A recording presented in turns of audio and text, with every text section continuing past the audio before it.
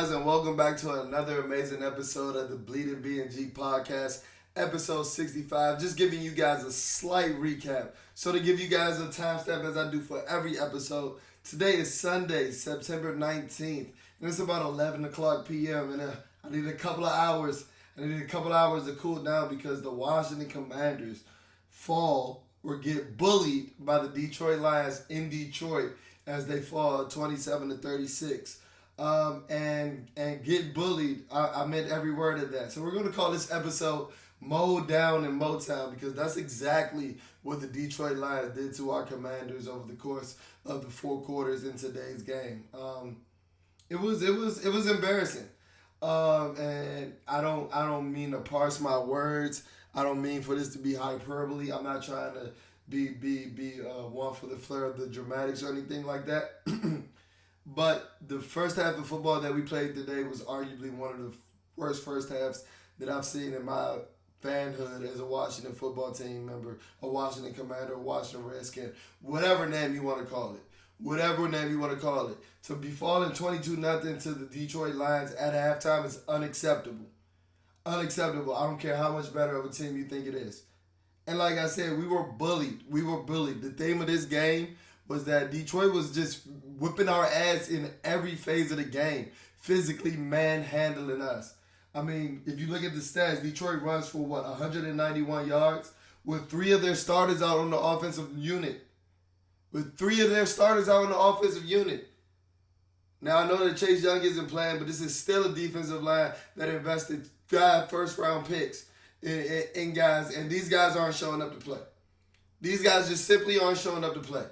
Yeah, Deron Payne has had his flashes in these 2 games, and he flashed today as well. And I'll be naive to not admit that he's been the best defensive tackle over the course of these 2 games. Looking at you, Jonathan Allen.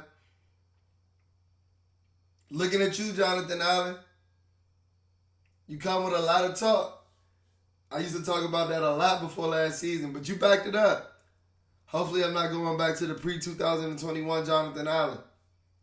Was all bark and not that much play, not that much bite. Detroit runs for 191 yards. Just smash mouth. We knew what they were going to do.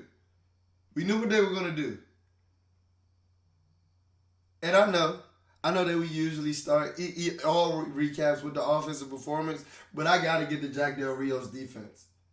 This shit is putrid. This shit is horrible. Historically, Jack Del Rio's defenses never get better. The best that we were going to get out of Jack Del Rio defense was in 2020, facing those slew of bad quarterbacks. So guess what? Everybody figures him out. He does not make any in-game adjustments week in and week out. It's almost like he's incapable of doing it. I tweeted this during the game. I said it seems as if like Jack Del Rio runs the same defense that he played in the 1980s. Having linebackers checking slot receivers, having a baseline about an empty set. It just seems that we're never proactive with our play calling. And it's time for Jack to go. Because one thing that I'm noticing with the comments earlier in the week and things like that, and then the comments coming in post-game, is that we're starting to make Jamin Davis the scapegoat, and that's one thing that we're not going to do. Because he was your best defensive player on defense today. No defensive player flashed more than Jamin Davis today. So Ron Rivera, you got a hell of a pair of balls to be calling him out after today. Trying to scapegoat this young man instead of really calling the problem at hand. That your fucking coaching staff is incompetent as hell.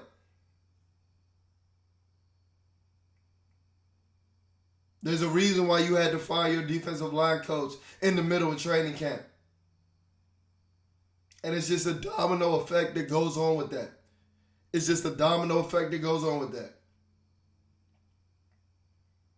Jack Del Rio has got to go. We over here praising David Mayo. We put David Mayo in the game and look at what happens. 191 yards. So he's supposed to be a run stopping specialist at the linebacker position. What is he stopping? What is he stopping?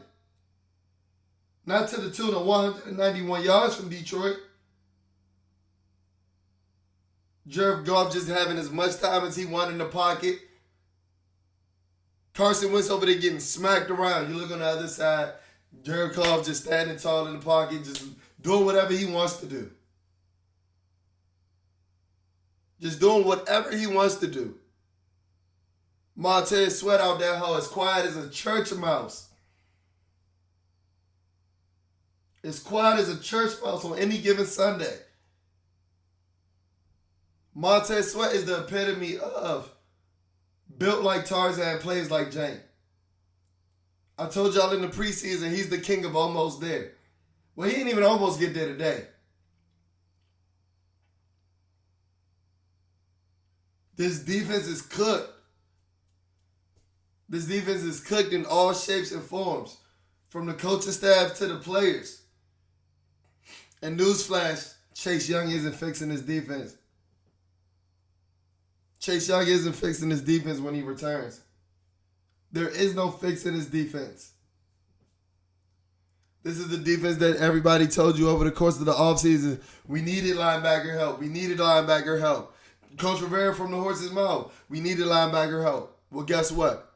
The only change you made at linebacker was bringing in Milo Eifler, who you don't play.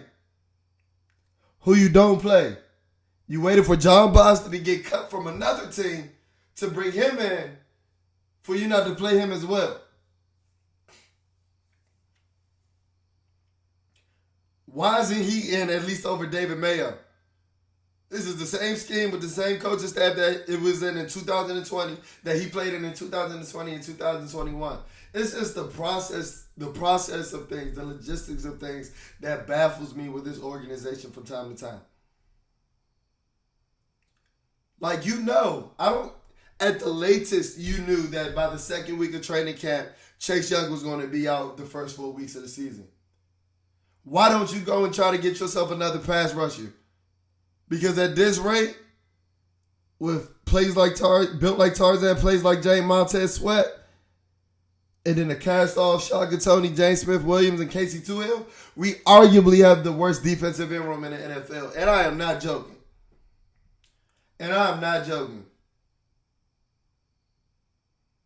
Ryan Kerrigan ain't hitting his Clark Kent and taking off that coaching suit and suiting up for you. He's not.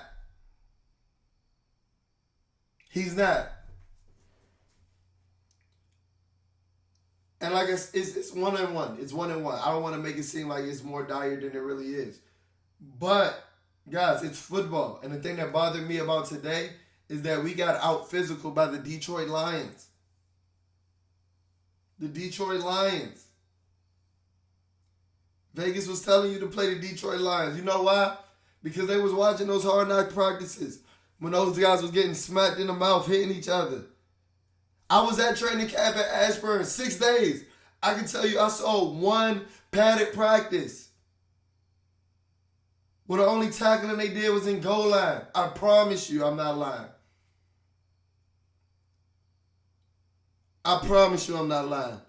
And now, if this is the case with the NFLPA and a new collective bargaining agreement where you can't have any one-on-one tackling drills and anything like that, well, we have an issue with the CBA.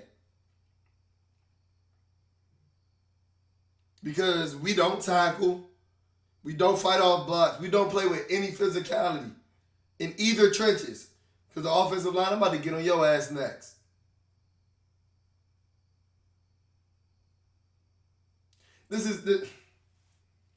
We got Jared Goff out there looking like Dan Marino. But why am I shocked? He did this to us in 2020 with the Rams.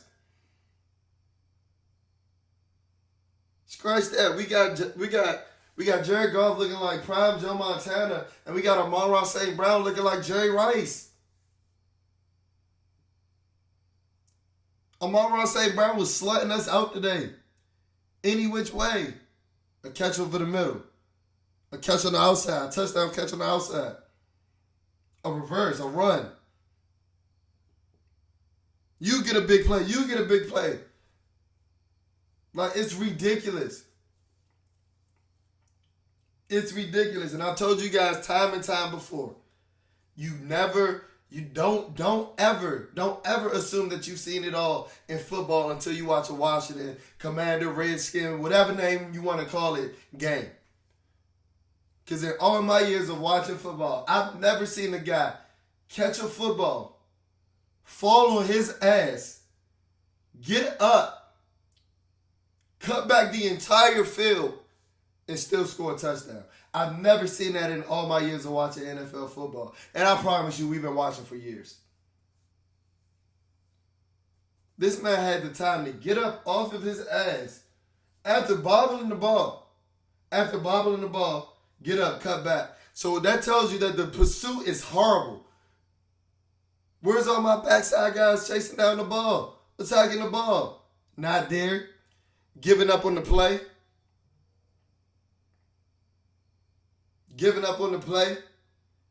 And this guy is so bad with this defense that I'm over there just starting making up shit that I just think that I saw. I knew damn well DeAndre Swift did not drop that ball. I'm like, nah, but he bobbled it before he even fell down. That's not a catch. Over there trying to convince myself of shit that's happening. That's how cooked this defense is. I'm over there making imaginary calls.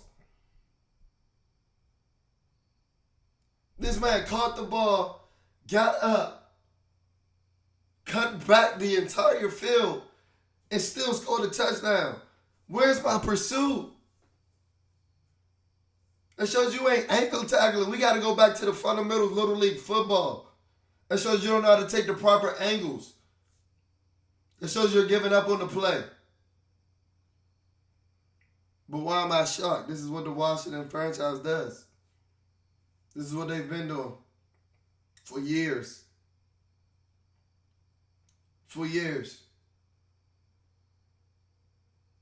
And like I told you, I'm just like that loyal girlfriend that just keep getting played. I keep on coming back season after season. I let a fucking narrow victory against the fucking Jacksonville Jaguars reel me back in. I've been playing Madden till 3 a.m. with these dudes all night, all week. Think, oh, we got a shot this year. We got explosiveness. I can get it done this year. Then I turn to this week, and it's midway through the second quarter, and we still haven't haven't gotten a first down. Do y'all know that we did not run the offensive play in Detroit territory in the entire first half? That's unacceptable, dude. That's unacceptable. And everybody all praising this offensive line unit. I've never been as high on the offensive line unit as some of y'all seem to be. Credit to John Masco for where he works with, but I always felt like this was some type of plug-and-play mash unit. I've always felt like y'all got them rose-tinted glasses on for Charles Leno for a guy that's just meh. He's okay. Charles Leno's okay. But I'm used to Trent Williams. I'm used to Chris Samuels. Those are the type of left tackles that I'm used to. And guess what? Newsflash, Charles Leno ain't that. And he got his ass whipped by the rookie Aiden Hutchinson all game today. He got his ass whipped by everybody today. I think he got his ass whipped by Charles Walker. I haven't heard of Charles Walker since he was at Oklahoma. Like, what the hell?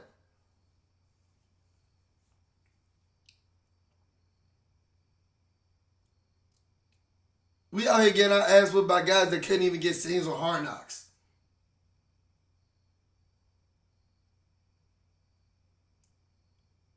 Like, it's sad. It was really sad. And to go along with the theme of being out physical all game, this man, Dax Milne, was getting blown up on every kick and punt return, bruh.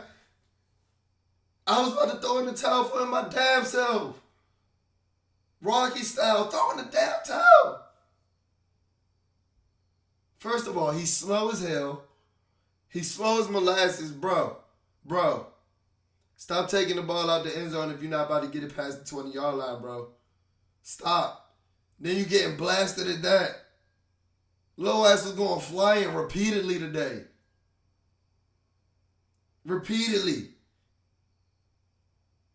Detroit, we went in Detroit and got our hearts took. They let us know that it's so cold in the D today.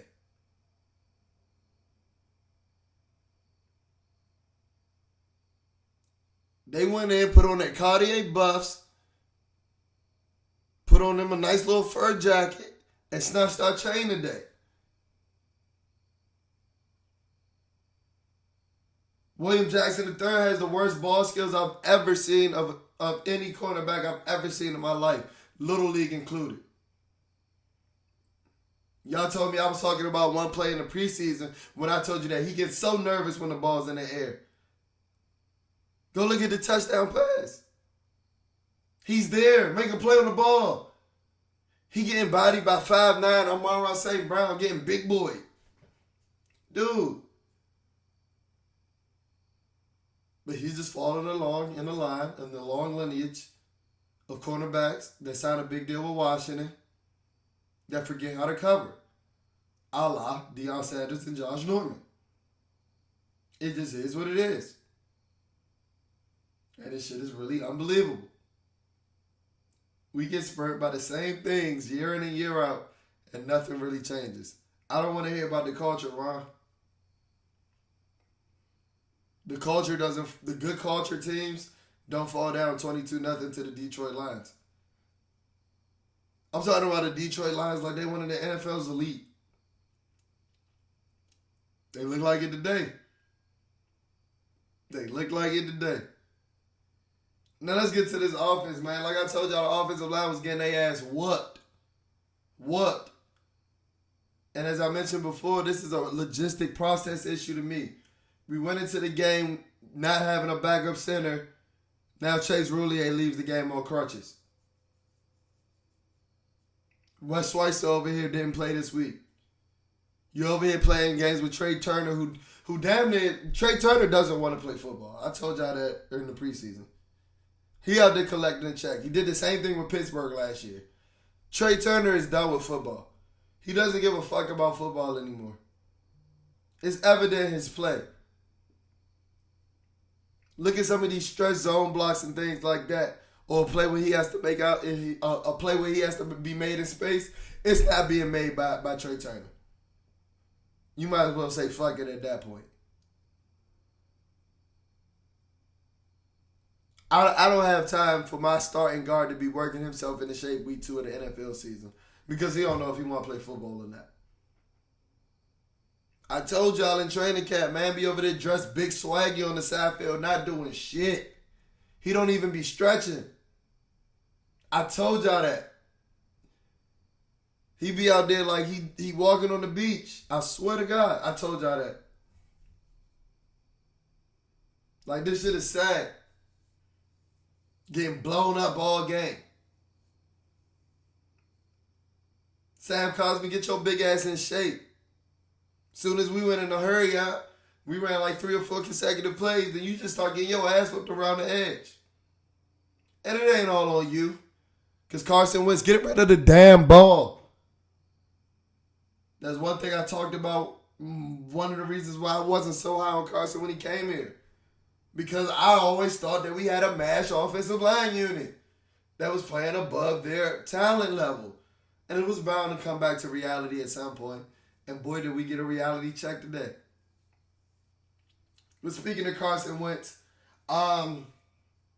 he had an okay game today. The stat line reads 30 of 46 for 337 yards, 3 touchdowns, and 1 interception. On the 1 interception, he sails the ball high over the middle. That's just what Carson does. I'm going to say it every time. Carson's going to Carson. He's going to give an opposing team those type of chances to get in each and every game. It just depends on if he's able to throw himself out of it and throw himself back into the game. But I fully expect a mental lapse or 2 from Carson Wentz every game. But I'm not going to put all of that on Carson Wentz because I do think that Logan Thomas could have jumped higher. He could have ran his stem a little more uphill. I agree with that 100%. It seems that he's lacking some of the explosiveness that he had pre-ACL injury. Now, is that because he's simply working his way back, or is that simply because he just doesn't have that explosiveness anymore? He didn't seem to jump as high as he could, or it seemed to me as if Carson was expecting him to have a little more bounce than he did, and it just wasn't there. Let me know what you guys think about that play because I think that's what I saw. So I give both of them partial blame on that interception. I honestly don't think that it was a throw that should have been made in the first place. And Scott Turner, man. And I've said this dating back to last season, if you guys can remember, in the New Orleans Saints game when we got pinned against our goal line multiple times. I've hated Scott Turner back to our deep in our own end zone play calling for a while now. For a while. He gets so scared when we're backed up in our own end zone when our backs on the goal line. And I'm trying to figure out why. We did all this motion there early in the game last week, confusing Jacksonville. Then we come out now looking like your grandfather's offense. And I'll admit it. Yes, the offensive line was getting their ass whooped. Those receivers, the dudes that we were so quick to name the posse after last week, they were not beating man coverage initially. They weren't initially beating man coverage. And while I mentioned, Carson's numbers did eventually look good, I'll be naive to mention that our wide receivers start finally getting open when Detroit was playing lax coverage in the second half, playing with a lead. We know football. We pay attention to everything. I'm just trying to open up the listeners' eyes over there.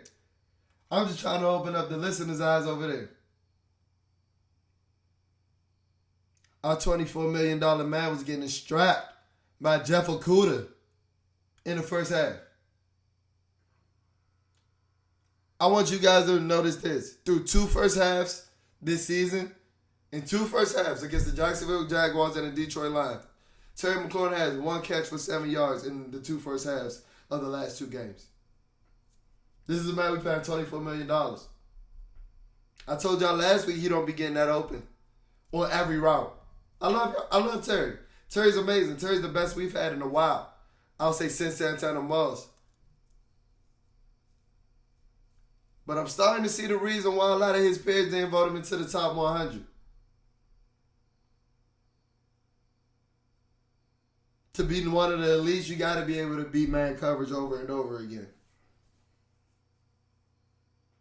And while he did wake up in the second half, elites play the full quarters. The elites play full quarters. The elites play full quarters, Terry.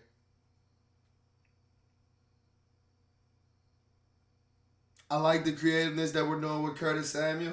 And, I mean, he's not known to be the most, precise route runner or nuanced route runner and things like that. He wasn't beating man coverage either. Neither was Jahan Dotson.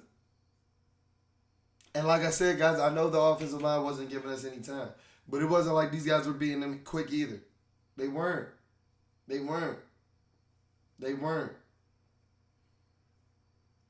Antonio Gibson back to being Antonio Gibson in 2021. I tweeted this. Antonio Gibson has the fucking vision of a brick wall. 14 carries for 28 yards for a 2 yard per carry average.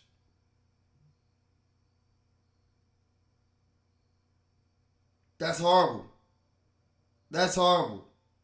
Antonio Gibson has the vision of a brick wall. There's a reason why we were so low on him coming out of the preseason. As a running back. Stop trying to make him that. Do what you did with him in Jacksonville every week. What's so hard about it? The good teams do it. The good teams find a way to get their playmakers the ball in space. I'm just starting to realize, man, that we might just not be that good of a team. You get manhandled by the Detroit Lions. You have a narrow escape against the Jacksonville Jaguars.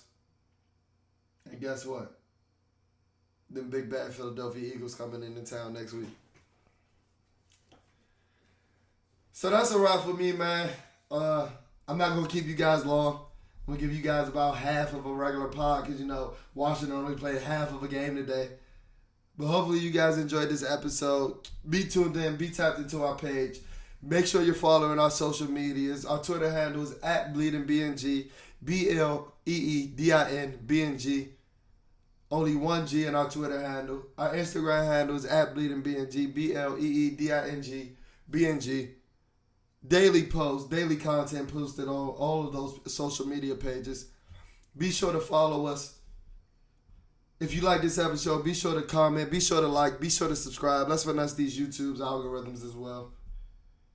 And as I always say, we're available on all podcast platforms at this point. But if you're listening to this on Spotify or Apple Podcasts specifically, be sure to rate and review. Be sure to rate and review so that we're finessing these algorithms so that when you're looking for anything Washington Commanders, Bleeding BnG is one of those first things that pop up. We try to be your number one content hub for the Washington Commanders. But that'll do it for this episode. Mowed down in Motown.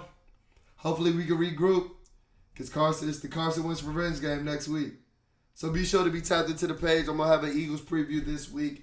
And I might have some more content. Might have some more fire content to be posted on the page. So be sure to be tapped in. I'll check in on you guys later.